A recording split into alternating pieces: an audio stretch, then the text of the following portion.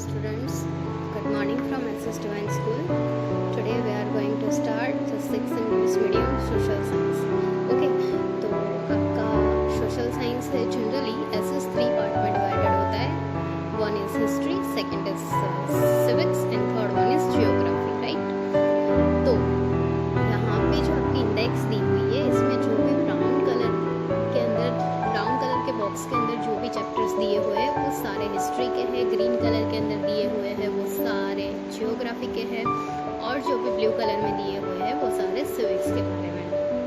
Okay, तो हमारा first chapter है sources of history. So it is basically from history. So we are going to start it now. So the first chapter is sources of history. यहाँ पे आपको बहुत सारे pictures में बहुत सारी चीज़ें दिख रही हैं. उसके अंदर पहले के टाइम पे यूज़ होने वाला कॉइन भी है, स्टैम्प भी है और साथ में एक आइडल भी है. बहुत सारे इंस्ट्रूमेंट भी दिए हुए हैं, वेसल्स भी है, यूटेंसिल्स भी है.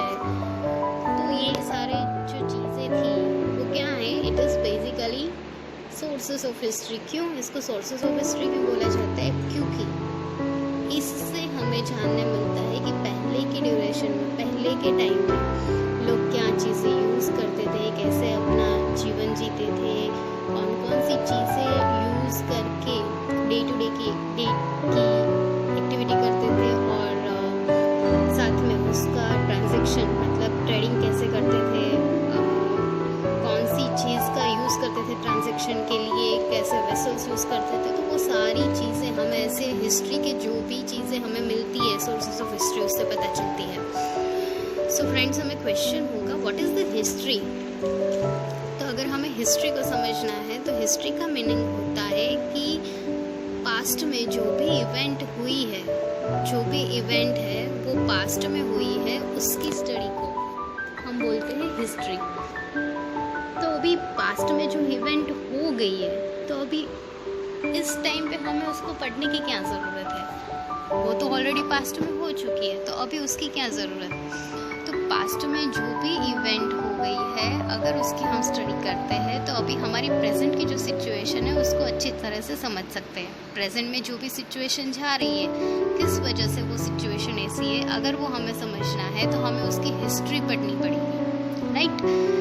हम अगर अलग अलग कंट्री के विज़िट करते हैं, अलग अलग स्टेट के विज़िट करते हैं तो वहाँ पे भी हिस्टोरिकल प्लेसेस हमें देखने मिलते हैं.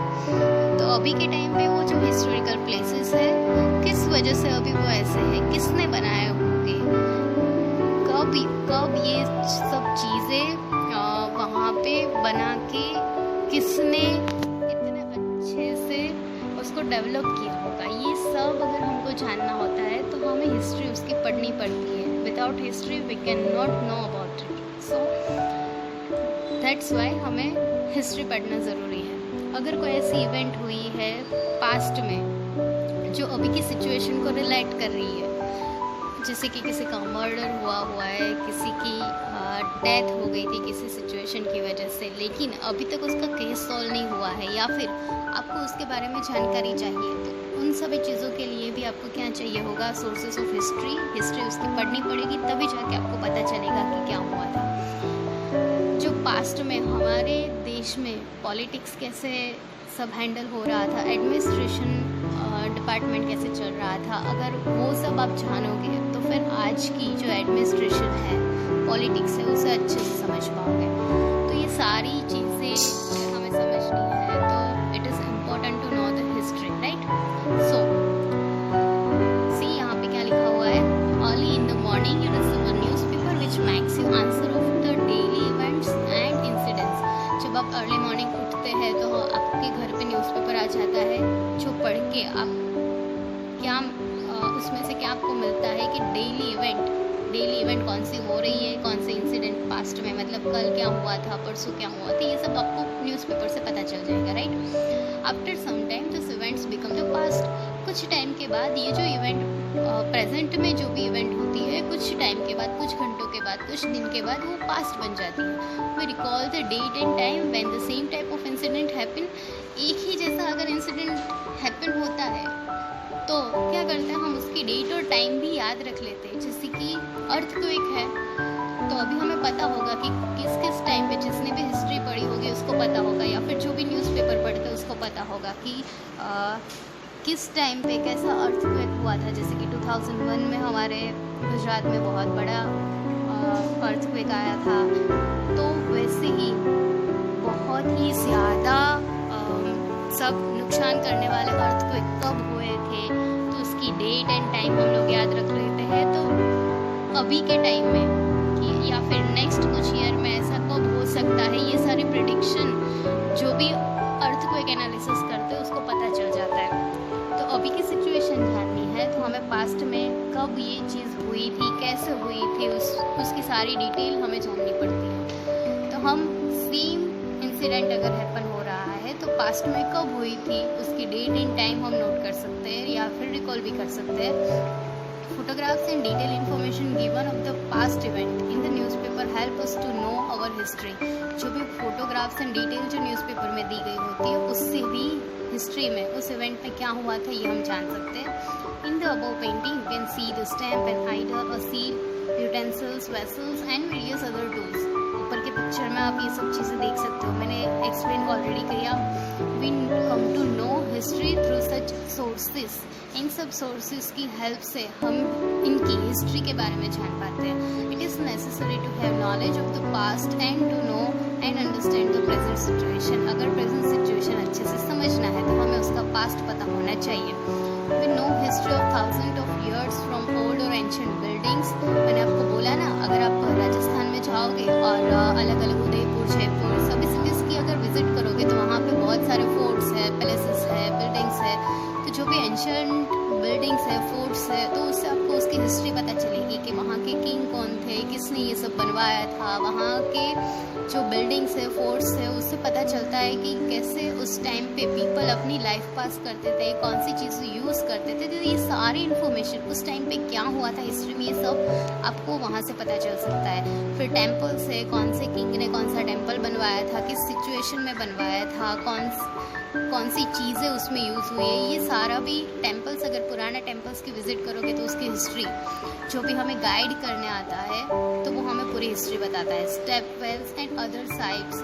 Late us understand this with the help of an activity. हमें एक एक्टिविटी करना है जो मैंने आपको बोला था। एक्टिविटी में क्या करना है कि आपको एक स्क्रैप बुक बनानी है। उसके अंदर या तो आप न्यूज़पेपर में से ओल्ड आर्टिकल्स भी कलेक्ट करके रख सकते हो उस बुक के अंदर, और उसके बारे में डिटेल इन्फॉर्मेशन लिख सकते हो उसके साइड में। फिर ओल्ड पेंटिंग्स भी इकट्ठी कर सकते हो, फोटोग्राफ्स भी कलेक्ट कर सकते हो। ये सब आपको किस में से कलेक्ट करना है, पुराने मैगजीन्स एंड न्यूज़पेपर में से आपको कलेक्ट करना है और फिर स्क्रैप बुक में लगाना है और साइड में उसकी डिटेल हिस्ट्री लिखनी है। ऐसे अगर ये आप प्रिपेयर करोगे तो आपको अभी की सेंचुरी में जो भी पास्ट इवेंट हुई है तो उसकी सारी इन्फॉर्मेशन आपको पता चल जाएगा। When collecting articles, photographs and pictures of paintings, we gather historical information। ये सब कलेक्ट करेंगे तो हमें historical information मिलेगी। You might even know some people who have a collection of old paintings, photographs, coins, stamps and written information। आप बहुत सारे लोगों को जानते होंगे कि जो ये सारी चीज़ें कलेक्ट करके उसकी इन्फॉर्मेशन रखते हैं। This treasure of information was passed on to us by earlier generation. In December 2000, most of the newspaper had published various articles with photographs on the incidents and event of the 20th century, which became famous as the Millennium Gallery। 2000 की साल में दिसंबर में पूरे साल में क्या हुआ था और पूरी 20th सेंचुरी में क्या हुआ था, ये सारा सभी जो न्यूज़पेपर वाले हैं उन लोगों ने अपने आर्टिकल में डाला हुआ था। और वो किस नाम से जाना गया, मिलेनियम गैलरी, जिससे पूरी 20th सेंचुरी थी उसके बारे में पता चल जाएगा कि कौन सी इवेंट हुई थी, कौन सी इंसिडेंट्स हुए थे, ये सारा कुछ, right. So you are aware of the incidents and personalities of the 20th century from the articles and photographs. ये जो सारे आर्टिकल्स एंड फोटोग्राफ्स न्यूज़पेपर में दिए हुए थे दिसंबर 2000 में, उससे पूरी 20th सेंचुरी में क्या क्या हुआ था ये सब आप पता कर सकते हो। इंसिडेंट्स एंड कौन सी पर्सनालिटीज़ फेमस थी उस टाइम पे, वो सारा आप जान सकते हो। Since our history is very ancient, we are always eager to know what people were eating and wearing in, how they lived and in what types of houses and the activities they were a part of their daily life। इस history को हम जानेंगे, अगर जो very ancient है, बहुत पुराने time की है, अगर उसको हम जानते हैं तो हमें पता चलता है कि वो लोग क्या खाते थे, क्या पहनते थे, कैसे वो जीते थे, कैसे घर बनाते थे, कि कौन कौन सी एक्टिविटीज़ करते थे, एंड पूरा डेली रूटीन उनका क्या था, ये सब हमको जो हिस्टोरिकल सोर्सेज है उसमें से पता चलता है। तो कुछ ऐसी चीज़ें जो सोर्सेज ऑफ हिस्ट्री उसके बारे में हम जानते हैं। तो फर्स्ट वन इज ताड़पत्रास एंड भोजपत्रास। यहाँ पे फिगर आपको दी गई हुई है, ये दोनों बार्क दिख रही है आपको। ये बार्क कौन सी चीज़ की है? ताड़ करके एक ट्री आता है, उसकी बार्क निकाली हुई है। ताड़ एंड भोज ये दोनों ट्री के नाम है। इन दोनों ट्री की बार्क निकाल के उसको फ्लैटन करके अगर उस पर कोई स्क्रिप्ट लिखी जाए तो उसको बोला जाता है ताड़पत्रास एंड भोजपत्रास। यहाँ पे भी आपको ये स्क्रिप्ट आपको दी हुई है। ताड़पत्रास एंड भोजपत्रा पे कौन सी स्क्रिप्ट लिखी जाती थी?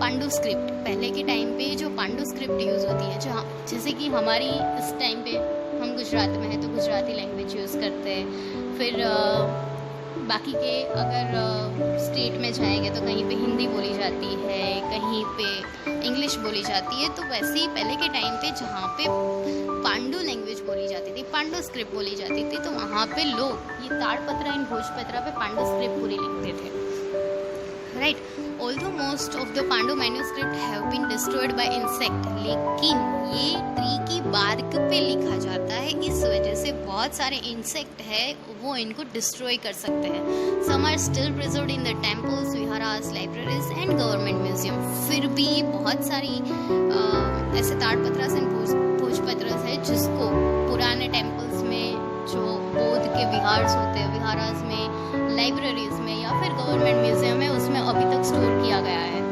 Using this sources we get a lot of information about kings, administration and public life in ancient time. पहले के टाइम में पब्लिक लाइफ कैसी थी, किंग के बारे में जो भी इंफॉर्मेशन हमें चाहिए, कौन सा किंग कब रूल कर रहा था, उसका एडमिनिस्ट्रेशन कैसे चल रहा था, ये सारी इंफॉर्मेशन हमें ताड़पत्रास एंड भोजपत्रास में से मिल जाती है, right. So next is second, records in stone inscription. अब स्टोन इंस्क्रिप्शन की क्या ज़रूरत पड़ गई? तो जो ये ताड़पत्रास एंड भोजपत्रास बनाते थे ना, तो उसमें क्या होता था, जो भी इंसेक्ट होते थे उसको खा जाते थे, उसको डिस्ट्रॉय कर देते थे। तो अगर हमें लंबे टाइम तक इसको प्रिजर्व करके रखना है तो किस पे लिखा जाएगा? स्टोन पे या फिर कोई ऐसी मेटल पे लिखा जाएगा जिसको स्टोन इंस्क्रिप्शन बोला जाता है। ये आपको उसका पिक्चर दिखाई दे रहा है, राइट।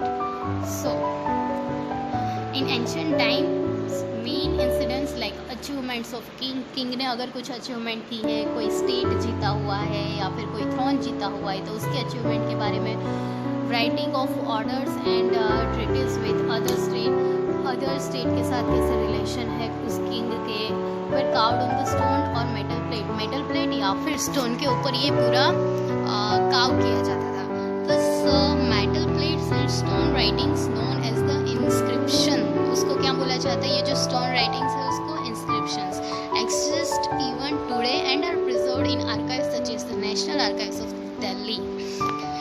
अभी ये स्टोन पे लिखा गया है या फिर मेटल पे लिखा गया है तो इजीली डिस्ट्रॉय तो होगा नहीं, इसीलिए अभी तक ये प्रिजर्व्ड है। कहाँ पे प्रिजर्व्ड है? आर्काइव्स में। कौन सी आर्काइव में?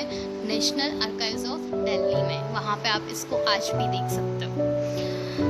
Next the third one is vessel, ornaments and tools. Vessel भी है, ऑर्नामेंट्स है, टूल्स भी है, जो पहले के टाइम पे यूज़ होते थे, उससे भी उसकी हिस्ट्री पता चलती है कि कैसे लोग क्या बना सकते थे, कैसे उन्होंने अपनी लाइफ डेवलप करके रखी थी। तो ये सारी information vessels, ornaments and tools से हमें मिलती है। ये आपको पिक्चर में दिखाई दे रहा है, right. Okay. During excavation, excavation का मतलब है उत्खनन, जमीन में से निकालना। During excavation utensils, stone tools and ancient ornaments are found which help us to know the history of ancient time. Ancient time की हिस्ट्री के बारे में इन सब से पता चलता था। Based on picture जो हमने ऊपर देखा, gather information of similar objects found from an excavation site in near your residence. आपके रेजिडेंस के नज़दीक में से अगर एक्सकेवेशन के ड्यूरेशन में ऐसी कुछ चीज़ें मिलती है तो हमें उसकी इन्फॉर्मेशन गैदर करनी चाहिए कि कब ये बनाई गई होगी, किसने बनाई होगी या फिर कैसे बनाई हुई है, कौन सी मेटल में से या फिर कौन सी चीज़ों में से बनी है, राइट। जनरली ऐसा होता नहीं है कि हमारे रेसिडेंस के नियर में से ये सब मिल जाए, लेकिन अगर मिलता है लकीली तो आप ये सारी इन्फॉर्मेशन गैदर कर सकते हो। Just as archaeologist do, we too can know the history of ancient times from old coins. जैसे आर्कियोलॉजिस्ट करते हैं, हिस्ट्री कैसे जानती है वो लोग? ओल्ड कॉइन्स कलेक्ट करके रखते हैं, स्टोन इंस्क्रिप्शन से जानते हैं, पेंटिंग्स एंड मेटल प्लेट्स जो भी बनाई गई हुई है इंस्क्रिप्शन से, तो वो सारी देख के और हिस्ट्री में क्या हुआ था वो सब पता लगा सकते हैं। ओके, तो ये आपका फर्स्ट चैप्टर था और ये तीनों हमने पार्ट पढ़े, वो सारे क्या थे? Sources of history. अभी next is things to know. क्या दिया हुआ है इसमें? The sources of history. Basically मैंने आपको बोला सोर्सेज ऑफ हिस्ट्री क्या हो सकते हैं? गवर्नमेंट डॉक्यूमेंट्स है वो भी हो सकते हैं, किसी की पर्सनल डायरी से भी उसकी हिस्ट्री पता चल सकती है। नेक्स्ट इज पेंटिंग्स, पुराने पेंटिंग से भी हम उस प्लेस की या पर्टिकुलर जगह की हिस्ट्री जान सकते हैं। ऑर्नामेंट्स, पहले के लोग कैसे ऑर्नामेंट्स पहनते थे उससे भी हमें पता चल सकता है कि कैसे वो लोग अपनी लाइफ पास करते थे। टॉयज़ है, कॉइन्स है, इंस्क्रिप्शंस है, भोजपत्रास है, मेटल प्लेट्स है, ओल्ड बिल्डिंग्स है जैसे कि पैलेसेस है, फोर्ट्स है, टेम्पल्स है, ट्रैवल ब्लॉग्स है, इन सब चीज़ों से हमें हिस्ट्री पता चलती है, इसीलिए इन सब को सोर्स ऑफ हिस्ट्री बोला जाता है। Next is stone inscription. जो स्टोन पे जो भी काव की जाती है राइटिंग्स, उसको स्टोन इंस्क्रिप्शन बोला जाता है। Bhojpatras bark of a tree है। भोजपत्रा क्या है? It is a bark of a tree on which books were written in ancient time. Ancient time में बुक्स लिखी गई थी, उसको भोजपत्रा बोला जाता है। Next is copper plates. Inscription on copper and tin and copper metal पे जो भी लिखा जाता है उसको कॉपर प्लेट्स बोला जाता है। Next is carbon dating system is used by archaeologist to know the exact date and time of finding. जो भी कार्बन के बहुत सारे बहुरूप होते हैं उसमें से कोई एक फॉर्म का यूज करके आर्कियोलॉजिस्ट है वो क्या करेंगे? एग्जैक्ट डेट एंड टाइम उस पर जान सकेंगे। कार्बन डेटिंग के प्रोसेस से कोई भी पास्ट हिस्ट्री में जो भी यूज़ होती थी ऐसी कोई चीज़ अगर एक्सकेवेशन से हमें मिलती है, एक्सकेवेशन से अगर ऐसी कोई चीज़ हमें मिलती है तो हम ये कार्बन डेटिंग की प्रोसेस करके हम ये जान सकते हैं कि वो कितनी पुरानी है, कितने टाइम की पुरानी है, एग्जैक्ट डेट भी जान सकते हैं उसके बारे में, राइट? तो it is very important. Archives किसको बोला जाता है? Places which store historical records. Historical record जो करके रखती है उस प्लेस को बोला जाता है आर्काइव्स। सो स्टूडेंट्स, ये हमारा फर्स्ट चैप्टर था, यहाँ पे कंप्लीट होता है। इसके साथ मैं आपकी वर्कशीट भी एक अपलोड करके रखूँगी, तो आप उस वर्कशीट से भी वर्कशीट के अंदर जो भी दिया हुआ है वो आप नोटबुक्स में कंप्लीट कर सकते हो। वर्कबुक है तो वर्कबुक में कंप्लीट कर पाओगे, और बाकी का तो ये पूरा चैप्टर यहाँ पे एक्सप्लेन कर दिया है as explain in Zoom lecture also. ये मैंने जूम लेक्चर में भी ऐसा ही एक्सप्लेन किया था। फिर भी कोई डाउट है तो आप जूम लेक्चर में मुझे पूछ सकते हो। सो आज के लिए इतना ही।